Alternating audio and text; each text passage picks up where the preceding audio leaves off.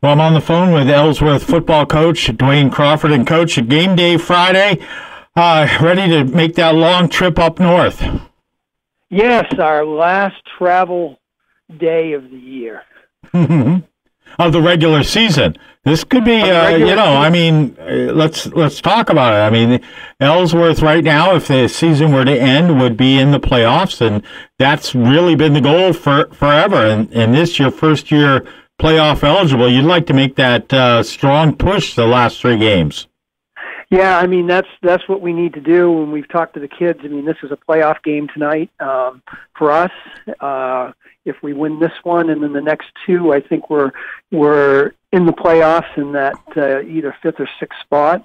And so that's the goal. And I mean, obviously every week the goal is to win, but there's definitely more of the rings there. You can see the playoffs in the future. Yes, exactly. Yeah, if we win this one, then we're setting ourselves up for the playoffs. So that's the goal. How has this week's practices gone? Actually, this has been one of the best weeks of practices we've had. So that always bodes well. Thursday night on most teams call it a walkthrough, we call it a run through. Was one of the best ones we've had, and typically when you have a good Thursday night, good things happen on Friday night. So. I'm hoping that translates well into tonight. Yeah, absolutely. What time will you be leaving, heading up to go up to Stearns?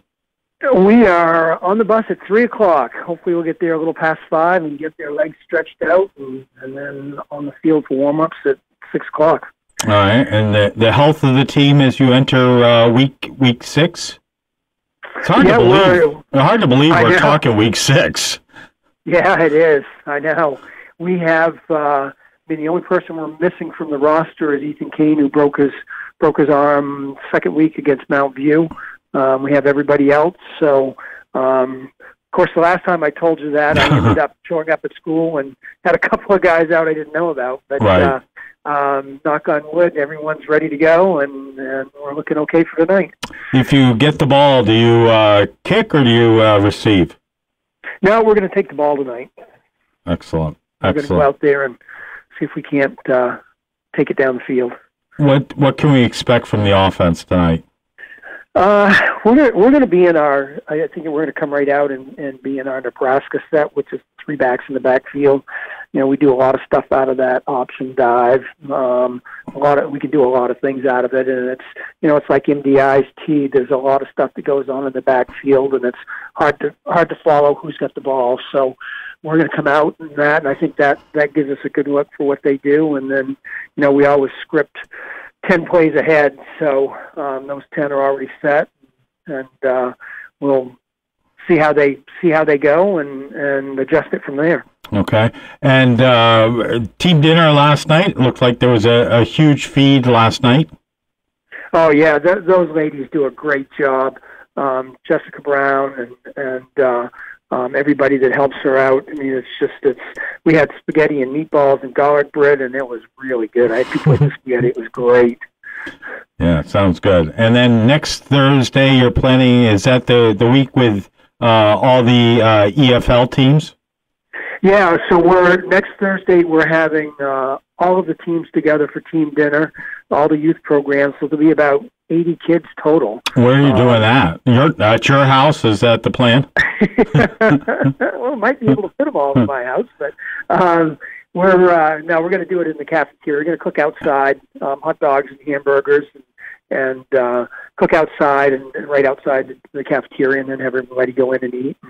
And it'll be nice. The little ones get to talk with the high school players, which is they look up to them. So we'll have a question and answer period where they can ask some of the varsity players some questions about how the the game changes at that level and how they do the things they do and what's their favorite part.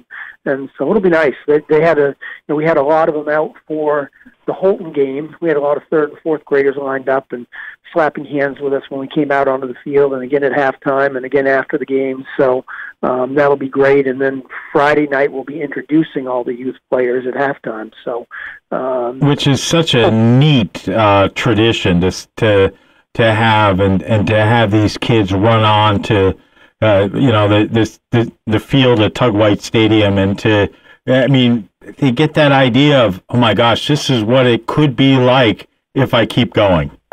Exactly, and that's a big reason for doing this, is to keep them going, because the reality is, if we get good groups at the third and fourth, fifth and sixth grade levels. Fifth and sixth grade team, I think, has got over 30 kids on it. So, but kids start to, they get to seventh and eighth grade, and they start to diversify a little bit more in their tastes. And some of them don't continue in football for various reasons. They decide, I'd rather play soccer or golf or fall baseball or travel basketball or whatever the case may be. So, hopefully, getting them in to see some of these high school players who do play basketball in the winter and do play baseball and still are very good football players, and they can see that it's a well-rounded schedule that makes for a good athlete and good student, and keep them in the program. Well, and that's the thing too, is studies have shown that kids who play more than one sport excel better than those that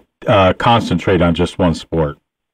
Exactly, and there's a lot of overuse injuries concentrating in one sport, and you're using the same muscle groups over and over, so you don't get a chance to develop other ones as much as you could. And the reality is, these kids that say, well, geez, I'm going to play Division I basketball, or I'm going to play in the NBA, or I'm going to play in the NFL, or whatever. That doesn't happen very often. So, and instead of just concentrating on one thing, go out and have a good time, play various sports, and hang out with your friends. And that's what it's all about, just learning from your different experiences, and don't narrow it into one thing too quick. Yeah, absolutely. All right, Coach, what do you want to say? You're home the last 2 weekends, October 13th and 20th. Of course, we want everyone to bring non-perishable food items and some toiletries, so that way they can be given to the Emmaus Center. But it'll be nice to be home. Yeah, the last 2 weeks, definitely, hopefully the weather cooperates for us, and we'd like to see big crowds at home. But tonight, if I know it's a long drive up to East Millinocket, but we usually have a pretty good following, so hopefully there'll be some parents that come up, and I know they keep everybody updated through Facebook as well. So, but come out and support us these last 3 games, and this is a push for us, and if we can make a good run, we can do something that Ellsworth football has never done over the past 60 years or however many it's been, and that's playing a playoff game. All right, Coach. Best of luck. Hey, thanks, Chris.